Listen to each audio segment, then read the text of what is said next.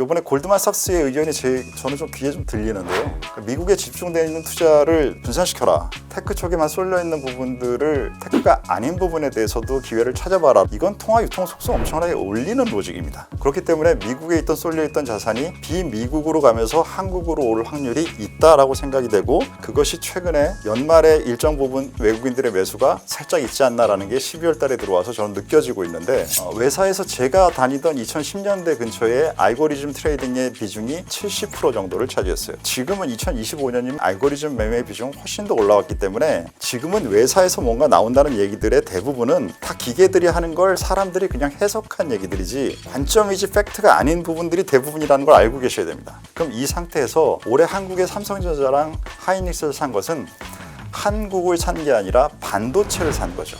반도체라는 주식이 한국에 있었던 겁니다. 2026년 증시가 어떨까요? 지붕 뚫고 하이킥이 될 수 있겠죠. 국내 증시가 앞으로 이끌고 중국도 따라오고 유동성이 계속 증가하고, 사실 지금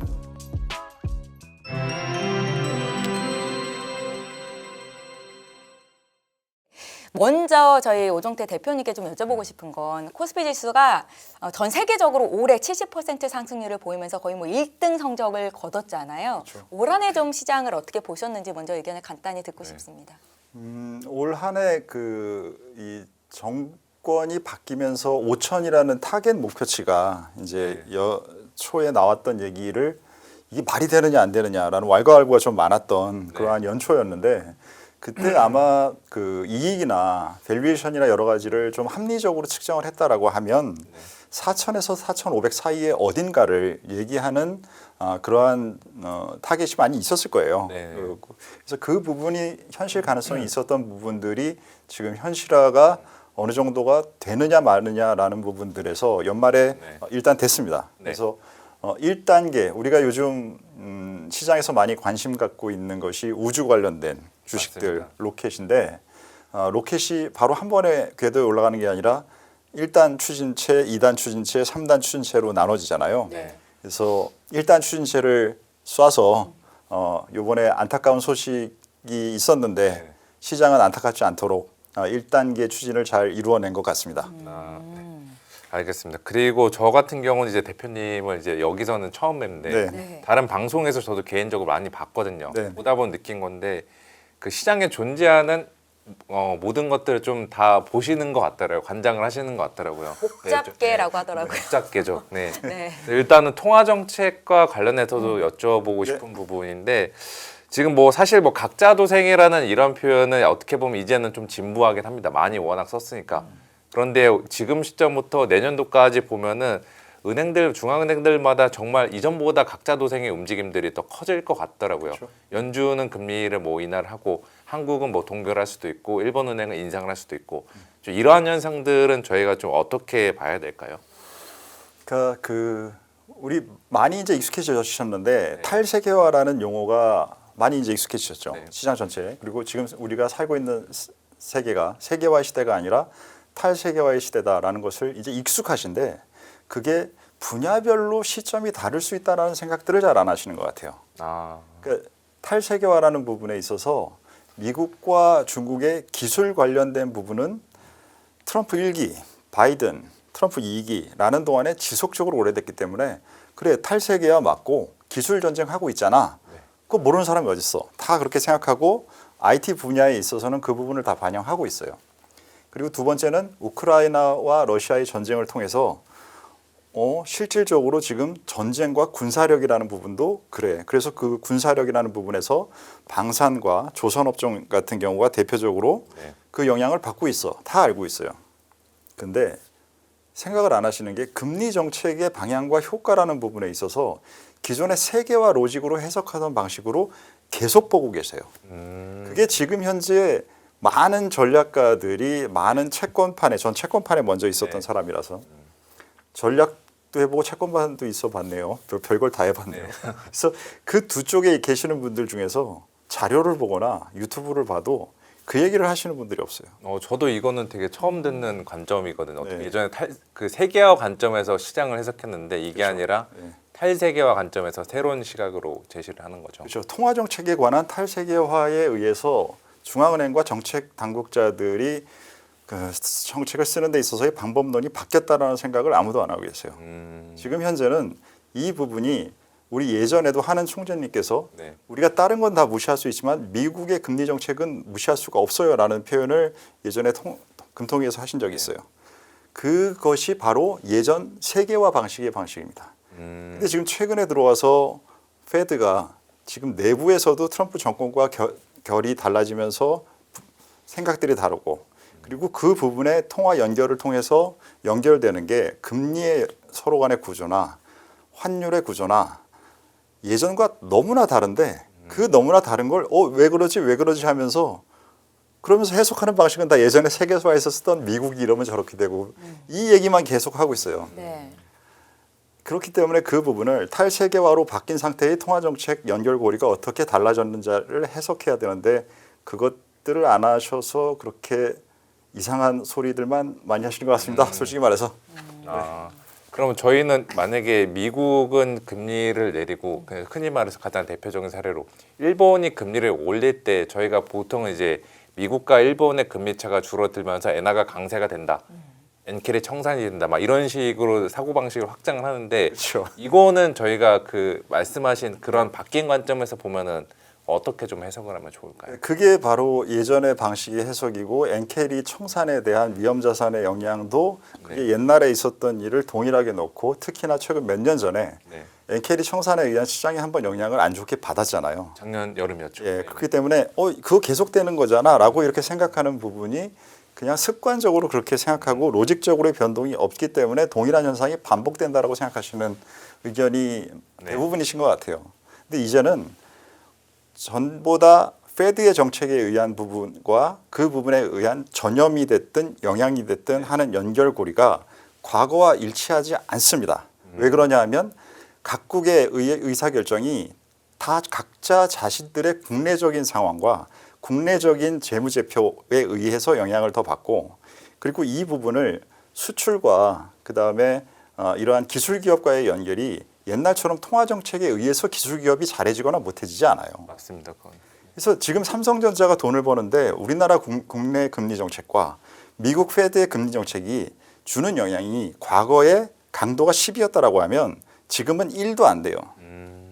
그렇기 때문에 이 부분이 1도 안 되는데 삼성전자와 하이닉스가 수출하는 수출의 규모 가지고 우리나라 경기와 우리나라 주식시장에 대한 상단 하단을 얘기한다는 게 말도 안 되는 소리를 하고 있는 건데 거죠. 바뀐 거죠. 이것은 삼성전자와 하이닉스가 HBM을 원하는 대로 공급할 수 있느냐, 테슬라와의 협업에 의해서 정말로 시스템 반도체가 제대로 되느냐라는 부분이 핵심인 것이지.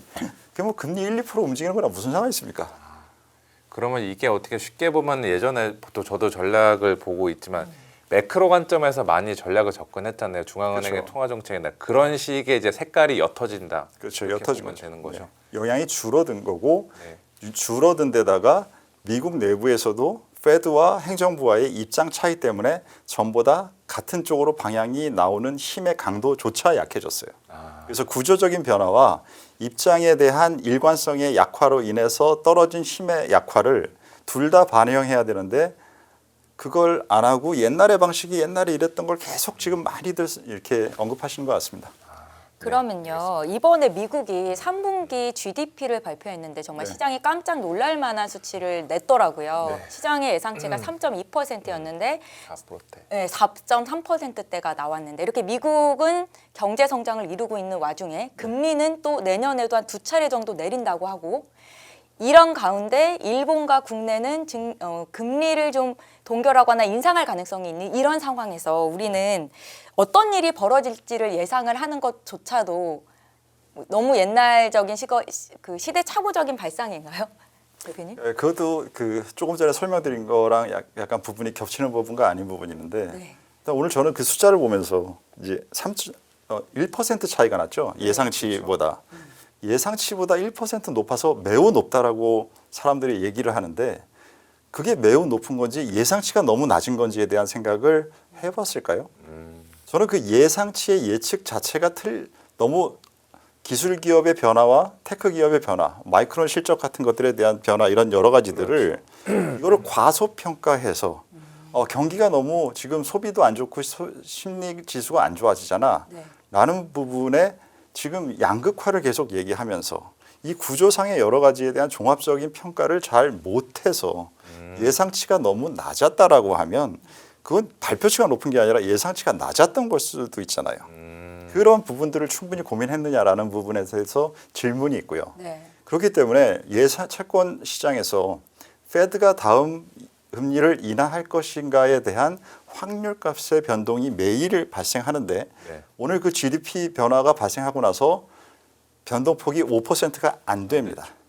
그 뭐냐면 그 부분을 정말 놀랐으면 그게 한두 달 전만 해도 하루에 그 예상치가 30% 60%씩 변하고 있었는데 그게 더 어울리지 않을까요? 상황이. 그렇기 때문에 오늘 나왔던 그 금리 채권 시장의 반응과 GDP 등의 여러 가지의 움직임들에서도 이게 어떻게 뭐가 제대로 돌아가는 거야라는 구조적인 변화에 대한 방법론을 못 찾은 사람들이 어리둥절하는 사람들이 많기 때문에 어떻게 해석하고 소화해야 될지 모르는 그러한 모습 중에 하나가 아니었을까라고 생각하면서 봤습니다. 그러면 이렇게 볼 수도 있겠네요. 저희가 보통 올해 초부터 딱 작년 이 시점이나 올해 초의 시점으로 봤을 때 AI 다 좋다고 반도체 좋다고 하면서 대부분 이야기했던 게 HBM 때문에 좋아진다라고 했는데 네. 최근에 그 반도체 주가 좋은 거 보면 HBM이 아니라 레거시 쪽이었잖아요. 레거시죠.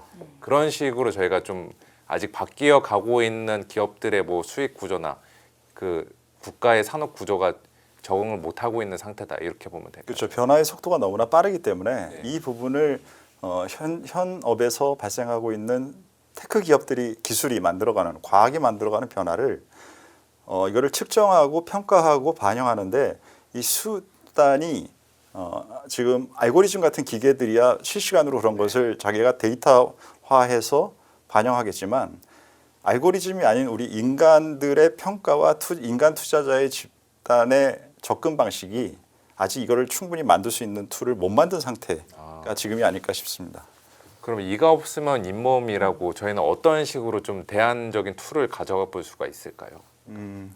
그래서 이제 지금 지난 11월부터 네네. 시장이 변동성이 매우 커졌잖아요. 그래서 이 변동성이 매우 커진 구간에는 방향성이 약해진 상황에서는 인간이 평가하기는 사실 되게 어려워요. 근데 옵션 가격들은 매우 급격하게 움직이기 때문에 이런 구간이 딱 알고리즘 매매하는 친구들이 돈을 기계가 제일 잘 벌 때입니다. 네네. 그러면 내가 지금 불리한 상황에 있다라는 얘기거든요. 인간 투자자인 우리는. 네. 그럼 내가 불리한 상황인데 내가 적극적으로 임할 필요가 있을까요? 그죠. 그럴 때는 없죠. 그럴 때는 내 포지션을 줄여서 이 상황에 대한 부분을 지켜보다가 내가 내 로직으로 쓸 수 있는 방법론이 다시 먹히고 네. 강화되고 할 때 그때 다시 포지션을 키우면 되겠죠. 그것이 11월에 시장을 조금 보수적으로 접근하면서 현금을 많이 가져가는 방법이 필요했던 구간이라고 생각하고 제 근처와 저는 이제 그런 방식으로 접근을 했는데 지금은 그 부분의 방향성이 다시 어느 정도 생긴 상태라고 생각을 해서 좀 시장에 대한 의견이 11월과 12월 짧은 기간이지만 좀 바뀌었습니다. 네. 바뀐 부분은 좀 좋은 쪽으로 바뀌었습니다. 네네. 알겠습니다. 앞서서 이제 위원님이 질문하셨던 그 엔게리 트레이드 청산이 없었던 거에 제가 질문이 하나 더 네. 있는데요. 지난주에 사실 일본이 30년 만에 금리를 0.75%로 올리면서 여기서 엔게리 트레이드 청산이 한 번 더 작년 8월과 같은 급락장이 있을 수 있다라는 우려감이 있었는데 정말 스무스하게 지나갔거든요. 앞으로 일본이 금리를 인상하더라도 이 같은 급락은 염두에 두지 않아도 되는 건지에 대한 의견도 좀 여쭤보고 싶어요.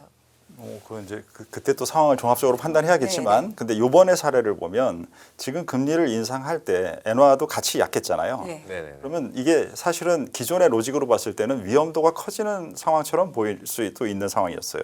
네. 근데 11월 달에 외국인 투자자의 일본 채권 매수가 올해 가장 최대치였습니다. 네. 우리나라도 한국도 11월 달에 그렇게 원화가 개판으로 약했는데 그런데 외국인 한국 채권 투자 금액은 1년 동안의 최대치가 아니라 3년 동안의 최대치였어요. 그 기간 동안에 외국인들이 한국 채권을 산 거는 이것은 정말 위험도가 높다라고 생각하는 상황에서 원화가 해당 국가의 통화가 약해질 때는 여태까지 발생한 적이 없는 상황이에요. 네. 그렇기 때문에 이거는 환율 관련된 부분에 의한 영향을 채권 금리 쪽에서 발생하는 부분과 다르게 해석하고 들어왔다라는 얘기입니다. 환율 시장을 통해서 채권 시장과 같이 둘 다 매우 위험한 거야라는 해석을 안 한 자금이 올해 최대치였다는 거예요. 네. 이건 그 부분이 정말로 그렇다면 보이지 않아야 될 현상이죠. 그러면 환율에 대한 질문을 들어가기에 앞서서 국내 증시가 코스피 지수가 올해 들어서 70% 상승하고 니케이 지수도 많이 올랐잖아요. 네. 그럼에도 불구하고 엔화, 원화 둘 다 약세였단 말이에요. 네. 이 현상은 어떻게 좀 분석이 가능할까요? 그건 이제 제가 생각하기에는 이제 올해 통화 시장은 네. 약간 예전으로 따지면 춘추 전국 시대나 5호 16국처럼 혼란기입니다. 혼란기인 상황이기 때문에 이 혼란기 상황에서 통화 시장 전체에서는 일단 올해 크립토 시장이 안 좋아진 게 하나의 큰 현상이고요. 네. 그리고 골드와 은이 급격하게 상승한 것이 또 하나의 현상이고 나머지 국가들 중에서는 달러는 전체적으로 봤을 때는 큰 변동이 없었고 유럽 쪽이 통화는 강했고 아시아가 약했습니다. 네. 그리고 중국은 자체적으로 아직 의사결정을 하기 때문에 자기들만의 로직으로 돌아가고 있는 게 변동이 없습니다. 그러면 약한 곳이 두 군데라는 거예요. 아시아와 코인 시장. 네. 아시아는 지금 절대 강대국이 미국이라는 점에 차이가 없기 때문에 미국이 지금 현재 관세 정책과 자신들한테 투자를 많이 하라. 네. 강압적으로. 사실 강도짓이잖아요. 그래서 이 부분을 하고 있는 데 의해서 강도짓을 당하는 지역이 가장 대표적인 게 일본과 한국입니다.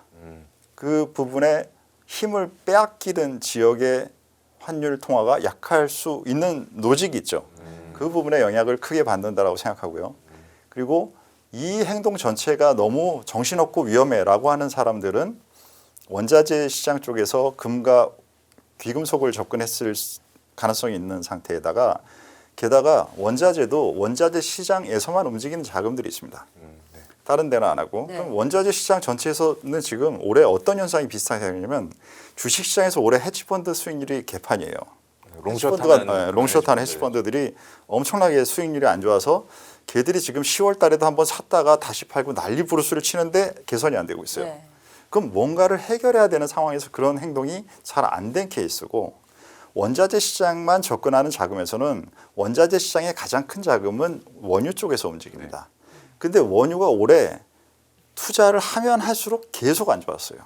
그럼 이 부분의 수익률을 커버해야 될 부분이 연말 쪽으로 올수록 더 강하게지겠죠. 안 그러면 자기가 잘리는데. 금이나 은으로 간 걸로. 그렇죠. 제가 생각하기에는 그 금에 개인 투자자들도 접근하고 환에 대한 시장에 대한 뭐 위안화에 대한 부분, 중국의 행동, 중앙은행들의 리저브를 금을 올린다 등등 많은 부분이 있지만 제가 보기에 가을 이후에 겨울에는 원자재 시장 플레이어들 중에서 여류에 있는 자들이 그 부분을 커버해서 자신의 직업을 유지하기 위하여 엄청나게 질러싼 것 같습니다.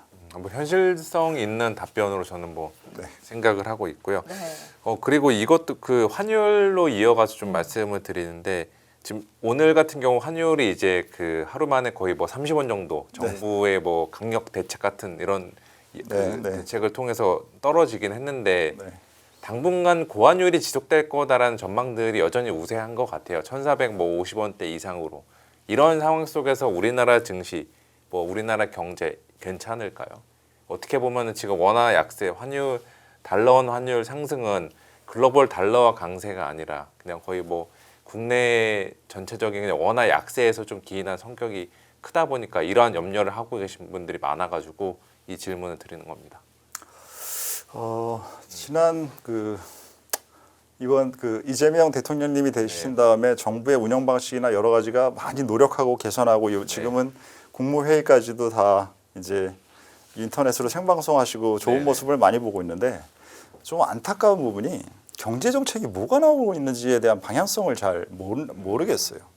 그래서 이 부분에 대해서 어디를 보고서 지금 정책을 방향성이 있다라고 확실하게 짚어야 돼라는 부분이 AI를 열심히 하겠다는 건 알겠는데 경제는 이게 어떻게 되는 거지라는 부분에 대해서 명확하지 않은 움직임이 실망스럽습니다. 사실. 근데 그 실망스러운 부분에 있어서 최근에 이 환율 관련된 부분을 개인 투자자의 해외 주식 투자 때문이라고 하는 이런 유치원생 같은 초등학생 같은 얘기를 하고 있는 모습들을 보면서 사실 이 아저씨들이 뭘 하고 싶은 거지? 라는 안타까움이 들었는데 기본적으로 우리나라는 국내 개인 투자자의 힘을 지금 우리나라가 50년 동안 이 사회를 만들면서 기업 위주로 기업에게 더 많은 에너지를 주고 개인들한테 더 많은 에너지를 주지 않은 상태로 한국의 빠른 성장 신화를 만들어 온 구조이기 때문에 그렇기 때문에 우리는 대기업의 구조를 갖고 있는 경제잖아요.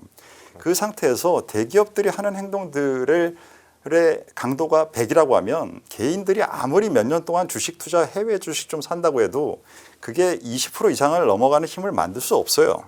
그렇기 때문에 올해 1년 동안에 했었던 환율의 움직임 중에 대부분은 어쩔 수 없는 상황에서 미국의 저런 정책 변화에 의해서 대응하기 위한 합리적인 의사결정에 의한 해외에 나간 자금을 국내로 큰 기업들이 가지고 들어오지 않는 부분이 대부분을 차지할 것이지. 트럼프 정부에서 요구하는 그렇죠. 요구한 부분을 맞춰야 되니까 어쩔 수 없잖아요. 그걸 대기업 분들이 어떻게 하겠습니까? 이게 주어진 환경의 변화인데 대응해야죠. 근데 그 부분이 가장 큰 부분인데 그걸 하다 보면 실무자의 선에서는 이게 어쩔 수가 없잖아요.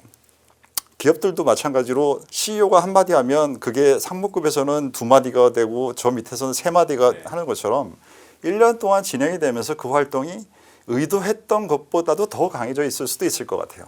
그러면 이 부분을 가지고 해외 주식 하지 말라고 해서 텔레그램 없어지는 이상한 행동을 하는 게 아니라 기업들의 그러한 부분들의 전체 활동의 100의 강도에서 30%만 주셔서 70%는 필요하니까 하고 30%는 뺍시다 라는 부분을 하면서 기업과 민간과 국민연금에 대한 여러 가지 수단들을 종합적으로 대응해야지 그걸 오늘 나왔던 발표 때문에 크게 움직였다? 발표의 내용은 제가 보기에는 이거는 점수를 주면 중학생 정도 수준의 점수로 뻔한 얘기들만 했어요. 그냥 약간 1,480원 넘는 거 급한 불 끈 정도로만 보면 될까요? 그냥 논리가 유추합니다. 네, 이거는 합리적인 정책력을 가지고 있는 사람들이 고민해서 했다라고 평가할 수 있는 만한 내용이 아닙니다. 그 상태에서 움직인 건 레벨이 너무 많이 높아져 있었고 그런 부분들에 대한 여러 가지 반작용이 생길 만한 정도의 레벨에 도달한 상태에서 어떠한 이유라도 있으면은 우리가 차익 실현을 뭔가 하고 싶은 그러한 어떤 강한 움직임에 의해서 수익을 본 사람들이 있잖아요. 네. 그렇죠. 그러한 사람들이 일정 부분을 뺄 수 있는 충분한 구간에서 나타났기 때문이지 정책 효과가 너무 적당했고 훌륭했다라고 만약에 자평하신다라고 하면 정말 다시 생각해 보시기 바랍니다. 그러니까 오늘 정부가 서학개미들이 국장으로 돌아오면 양도세를 감면해주겠다라는 정책을 발표했고 그 이전에 외환당국의 강력한 구두 개입으로 환율이 30원 가까이 좀 하락한 면이 있는 거잖아요. 보니까 지난 3분기 기준으로 해외 투자하고 있는 국내 투자자들의 금액이 한 200조 가까이 된다고 하더라고요. 네, 양도세 감면이라는 효과가 어느 정도나 좀 다시 달러를 국내로 돌릴 수 있을지 여기에 대한 생각은 좀 어떠세요? 일정 부분 당연히 효과가 있을 것이고요. 그 부분에서의 차이가 있죠. 지금 올해 같은 경우에도 국내 시장이 좋게 되면 우리는 지금 양도세가 없기 때문에 그 부분에 대해서 충분한 매력도를 갖고 있어서 올해 국내 주식시장을 하는 게 더 나아요. 아무리 얘기를 해도 이게 한번 미국 시장에 꽂힌 분들이 이 분들이 그냥 미국이 더 계속 좋은 거지라는 부분에 습관적인 의견을 갖고 안 돌아온 분들이 꽤 많습니다. 그래서 국장은 작년엔 그 얘기했죠. 국장을 투자하면 지능이 낮다라고 평가하는 멘트들을 했고 지능순이라고 했고 올해는 국장으로 회귀하는 것이 지능순이라고 그러한 용어를 썼지만 그 용어만큼 실질적으로 국장에 접근한 개인 투자자가 많지 않은 것 같습니다. 그래서 그 부분들을 할 수 있는데 세금이 어느 정도의 매력도를 줄 거라고 생각하지만 세금이 정말로 전체적인 매력도를 올리는 것보다는 한국 기업이 더 개선돼야 되는 부분이 실질적으로 많고 우리가 지금 미국 주식을 이제 몇 년 투자해 보니까 개인 투자자분들도 저기는 분기마다 저렇게 상세하게 기업의 내용을 얘기하고 CEO나 오너가 직접 나와서 장기적인 계획을 얘기해주고 하는 부분들을 통해서 예측 가능한 투자를 할 수 있는 곳이구나. 구조적인 성장을 하는 곳이구나 라는 부분에 대한 것을 인지했기 때문에 합리적으로 투자를 많이 늘리는 것이지. 근데 그 사이에 그게 정말로 좋은 모습이었다라고 하면 왜 우리나라 대기업들은 한 명도 오너나 CEO가 나와서 얘기를 하지 않습니까? 그 사람들에 대한 나트 공시에 나온 숫자만 보고 알아서 하라는 겁니까? 아니면 친척들 통해서 아름아름 들었던 얘기만 가지고 또 뒤에서 그냥 그 소문만 가지고 투자하라는 겁니까? 이걸 개선할 생각은 안 하고 그렇기 때문에 정부가 그런 의지가 정말 있으면 양도세뿐만이 아니라 국내에서의 그러한 기업 문화라는 부분들도 신경을 쓰고 그 부분을 가지고 우리가 이렇게 하고 있다라는 것을 개인 투자자들한테 설득할 수 있는 자세한 설명 이 부분까지 돼야 되는 것이지 전체적으로는 강도는 다 차지할 수는 없겠죠.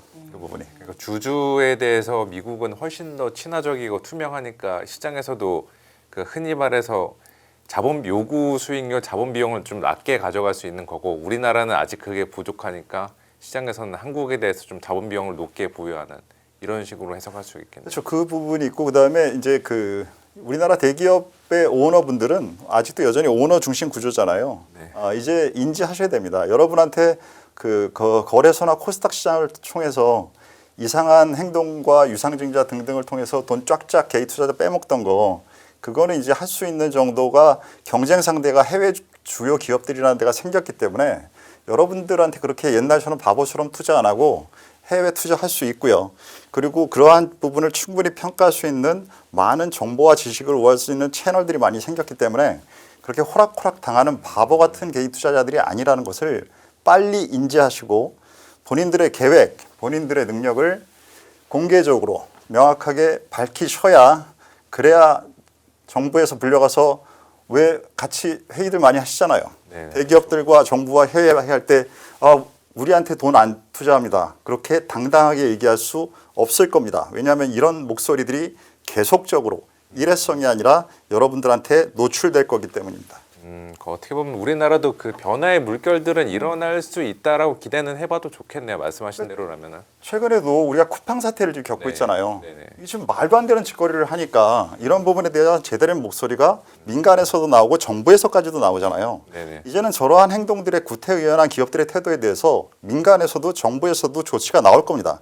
그렇기 때문에 그 상황에서 기존의 기득권이라고 대기업의 힘을 갖고 있는 사람들이 옛날처럼 그렇게 마음대로 이상한 짓거리 할 수 없는 상황이 될 거예요. 그리고 만약에 그래도 계속 변하지 않는다라고 하면 대안을 찾아서 해외로 계속 양도세를 아무리 낮춰둬도 나갈 겁니다. 그러면 알겠습니다. 예, 대표님은 정부의 강력 개입이 있었음에도 불구하고 환율이 1,500원 선 위쪽으로 올라갈 가능성도 좀 염두를 하고 계신가요? 아닙니다. 안 하고 있습니다. 그렇진 않으세요. 네. 예, 알겠습니다. 알겠습니다. 네. 앞서서 원자재 얘기를 좀 하셨는데 올해 골드가 금이 한 70% 상승을 보였고요. 은이 140% 그리고 은이 또 훨씬 많이 올랐네요. 구리가 30% 정도의 상승을 보였더라고요.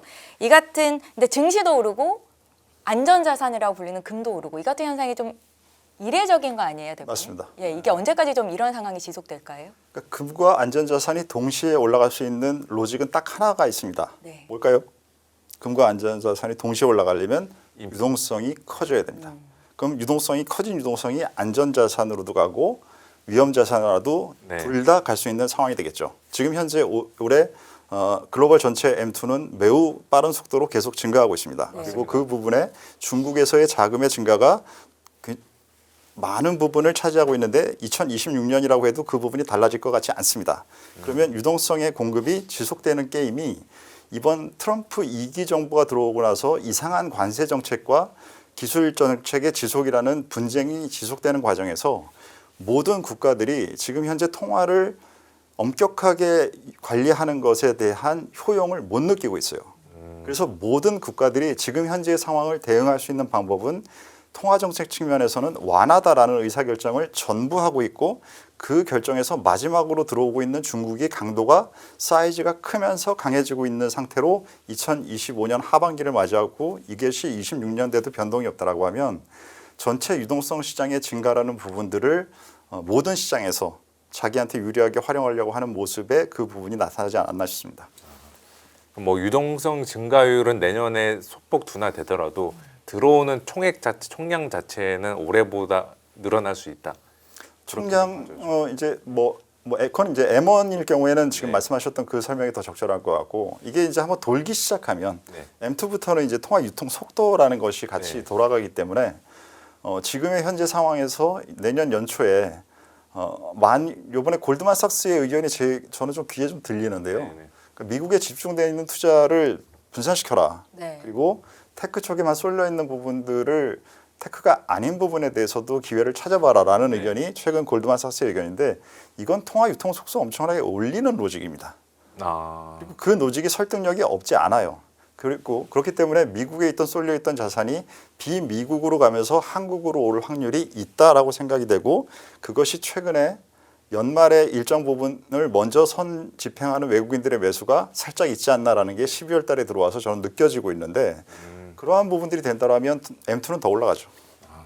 12월 달에 뭐 국내 개인들은 팔고서 이제 미국으로 갔는데 네. 반대로 외국인들은 미국 자산 팔고 우리나라로 들어오는 움직임들이 있었잖아요. 그렇죠. 그것도 말씀하신 그러한 로직에서 좀 기인한다라고 봐도 될까요? 그러니까 2025년에는 지금 하이닉스와 삼성전자의 주가를 굉장히 많이 가을에 올렸던 게 외국인이긴 하지만 네네. 그게 외국인 롱머니 자금보다는 외국인 헤지펀드 자금과 알고리즘이 많습니다. 그렇다면 그리고 여러분들이 하나 말씀드릴 건 저도 이제 외사를 다녔는데 네. 외사에서 제가 다니던 2010년대 근처에 알고리즘 트레이딩의 비중이 전체 주문에서 차지하는 비중이 70% 정도를 차지했어요. 엄청나네요. 인간이 아닌 것인데 지금은 2025년이면 15년이 지나는 동안 알고리즘 매매 비중 훨씬 더 올라왔기 때문에 지금은 외사에서 뭔가 나온다는 얘기들의 대부분은 다 기계들이 하는 걸 사람들이 그냥 해석한 얘기들이지 관점이지 팩트가 아닌 부분들이 대부분이라는 걸 알고 계셔야 됩니다. 근데 그 중에서 팩트들이 있죠. 그것이 뭐냐면 롱머니들은 올해 한국 주식을 산 게 거의 없다예요. 분산이 안 되고 다 미국 주식에 남아 있었단 말이에요. 그럼 이 상태에서 올해 한국의 삼성전자랑 하이닉스를 산 것은 한국을 산 게 아니라 반도체를 산 거죠. 반도체라는 주식이 한국에 있었던 겁니다. 네. 결론적인 행동이 삼성전자를 샀다 하더라도 네. 반도체를 사려고 삼성전자를 산 것과 이제는 한국 비중을 올려야 돼 라고 해서 한국 비중을 올리려고 삼성전자를 산 건 결론의 행동은 동일하지만 그들이 한 행동은 그들의 입장에선 다른 거예요. 그렇죠. 저희가 보통 외국인들이 삼성전자나 SK하이닉스 반도체를 살 때 해석하는 첫 번째 시각이 네. 이들은 그냥 대표 기업이 이들을 사서 한국 증시를 약간 대용치로 삼으려고 한다. 이러한 해석들이 있었는데 그거보다는 네. 그냥 순전히 반도체만 그렇죠. 샀다. 올해는 그렇다는 거죠. 올해는 그랬는데 내년부터는 지금 제가 생각하기에 확률이 높아지고 있는 지역 배분에서 미국 이외의 지역으로 나가는 글로벌 자금의 일정 부분의 상황의 변동이 생긴다라고 하면 네. 이제는 한국을 사기 위해서 삼성전자를 사야 되는 그 상황이 발생할 수 있는 가능성이 올라가고 있다라고 보입니다. 이건 제 판단입니다. 팩트가 아니고. 그게 약간 그 패시브 자금 성격으로 보면 되는 거죠. 패시브 자금 성격. 패시브가 ETF 시장도 많이 네. 커지고 하긴 했지만 지금 그 연기금이나 이런 쪽에 대한 롱머니 자금들도 꽤 있기 때문에 네. 지수를 추정하는 부분과 국가 비중을 하는 자금들도 지난 한 5년 동안 너무 미국에만 쏠려 있었어요. 네. 그래서 그 부분의 일정 부분은 인간의 의사결정을 통해서도 나오고 기계를 통해서도 작동하고 할 것 같습니다. 네, 알겠습니다. 2026년 네. 증시가 어떨까요, 대표님? 오다가 그 질문을 들으니까 드라마 하나가 제목이 생각나는데요. 네. 지붕 뚫고 하이킥이라는 드라마를 기억하시나요? 네, 그렇죠. 시트콤이요? 네네네. 20년 전에 유행했던. 네, 그렇습니다. 그렇게 오래됐어요? 그렇죠. 그 2000년대 중반에 그렇구나. 했으니까. 네. 초반에 로켓 1단 추진체가 네. 지금 날아간 상태다라고 말씀을 그렇죠. 하셨던 것 네, 같아요. 네. 2단 추진체가 작동을 하면 지붕 뚫고 하이킥이 될 수 있겠죠. 국내 증시가. 국내 증시가 앞으로 이끌고 네. 중국도 따라오고 뭐 미국도 하던 일들을 계속하고 뭐 그러한 분위기가 될 수 있는 상황이 유동성이 계속 증가하고 사실 지금 요번 지난 2025년과 24년에 장의 특성 중에서는 우리가 지금 최근에 무슨 부동산 가격이 올랐다 이런 얘기들 많이 하시지만 한 몇 년을 보면 부동산 시장의 힘이 빠지면서 주식시장이 올라왔어요. 특히 미국 같은 경우에는 지금 미국 가계에서 갖고 있는 부동산의 가치보다 네. 주식의 가치가 최근에 역전했습니다. 처음 있는 일입니다. 그만큼 주식에 의한 부분들은 왜냐하면 과학의 발전에 의한 부분에 내가 참여하고 싶어라는 걸 부동산을 아무리 사도 안 됩니다. 그렇기 때문에 그 부분은 테크 기업을 사야 되기 때문에 테크 기업을 샀고 그것이 시가총액이 올라가면서 자산의 비중 구조가 바뀌었어요. 그것이 미국이 바뀌었으면 다른 나라들은 그대로 있을까요? 그럼 중국 같은 경우에는 지금 그 문제점이 부동산을 통해서 매우 컸기 때문에 부동산에 아예 에너지를 안 주면서 테크 기업에만 힘을 주고 있어요. 제가 보기에 이 현상은 사람들이 중국은 저 뭐야 뭐 하는 거야 이러겠지만 중국은 탑다운으로 의사결정이 되는 나라이기 때문에 제가 보기에는 암 치료를 하고 있다고 생각합니다. 암한테 계속적으로 에너지를 주면 환자한테 그 암이 낫지 않아요. 그 아예 끊어버린 상태에서 약을 줘야 됩니다. 네. 그게 끊어버린 게 주택시장이고 약을 주는 게 테크 기업이죠. 그 두 개가 완전히 냉탕모탕을 가고 있기 때문에 그 전체를 봤을 때 중국 증시의 지수는 어떻게 가야 되지 잘 헷갈려하고 어느 부분을 보느냐에 따라서 매우 달라 보이는데 그런 부분들이 좀 한 목소리를 내면서 2026년에 가는 그림이 나오면 아마 지붕 뚫고 하이킥이라는 이 단어를 그때 오종태라는 사람이 했었지라고 얘기할 수도 있겠죠. 부동산에서 주식시장으로 그 진정한 머니 무브 이런 걸 예상을 하시는 거예요. 그렇기 때문에 우리 한국도 지금 부동산 신화라는 것에 아직도 매몰돼 계시는 분들이 네. 많은데 여러분들 빨리 탈출하셔서 이 과학의 발전을 포지셔닝할 수 있는 삼성전자가 됐든 하이닉스가 됐든 로봇을 강화하고 있는 현대차 그룹이 됐든 그런 부분으로 자산 배분을 바꾸셔서 시대의 흐름에 동참하는 그러한 현명한 판단을 하시길 기원드립니다. 대표님께 제가 네. 질문 드리고 싶었던 내용은 2026년에 지수 대비 상승세가 강한 쪽이 어떤 자산일까였는데 일단은 중국 증시 쪽에서도 테크 기업을 말씀하시는 것 같고요. 네, 또 맞습니다. 다른 쪽이 있으실까요? 중국에서의 테크 기업, 한국도 지수로는 우리가 밸류에이션이 낮은 국가입니다. 글로벌 국가 자금 배분이 발생한다라면 네. 싸면서 한국에 대한 경쟁력이 이렇게 있는 나라가 만약에 있다라고 하면 젠슨 왕이 굳이 치킨까지 먹어가면서 여기 와서 삼성그룹과 현대그룹하고 같이 그런 행동을 할 리가 없죠. 얼마나 판세를 읽고 현명하고 뛰어난 사람인데 그렇게 하겠습니까? 네. 그 부분은 제조업이라는 베이스를 가지면서 그리고 그것도 탑 티어의 기술력을 가지면서 그 데이터를 같이 할 수 있는 파트너를 할 수 있는 국가나 나라나 기업이나 그 부분이 가장 많은 곳이 한국이기 때문에 왔겠죠. 그것이 단지 쇼맨십만이 아니라고요. 그래서 그 부분에서 할 수 있는 부분들이 많이 늘어나길 기원하고 있습니다. 그러면 이제 국내에서 그렇게 좋게 보시면은 반도체나 AI 말고 혹시 또 그 외에 저희가 주목을 해볼 만한 섹터나 뭐 업종 이런 것들 좀 있으실까요? 최근에 약간 너무나 어두운 그러한 분위기에서 좀 개선되고 있는 분위기가 발생한 것 같은데요. 네네네. K-팝이 그쪽인 것 같아요. 지금 K-팝이 밸류에이션 상으로도 특별한 악재도 없이 많이 빠졌습니다. 네. 주가가 올해. 그리고 그 상태에서 최근에 조금 다시 올라가 있는 부분은 내년부터 이제 BTS 등 활동이 나타나는 부분에 대한 기대도 있고 그리고 중국에서 지금 뭔가의 정책이 풀린다라는 부분에 대한 신호도 있는데 그 두 부분이 합쳐진다라고 하면 좀 좋은 그림이 나올 수 있는 기대가 생기겠죠. 알겠습니다. 대표님 저희 이제 맞춰야 될 시간이 됐는데 마지막으로 우리 시청자분들을 위해서 2026년을 앞두고 어떤 마음가짐이 필요할지 한 말씀 주시면 감사하겠습니다. 건강하시고요.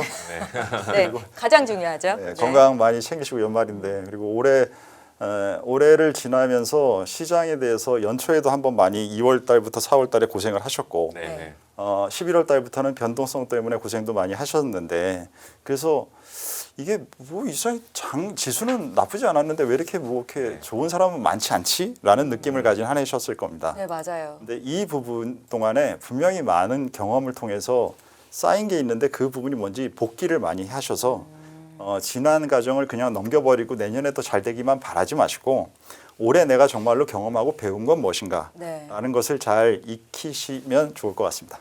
금융투자로 돈 벌기 쉽지 않으시죠? 그런데 불가능한 것도 아니죠. 글로벌 IB 트레이더의 눈으로 본 더 넓은 금융의 세계, 그들의 투자의 기술 정말 궁금하지 않으십니까? 여러분들을 응원합니다.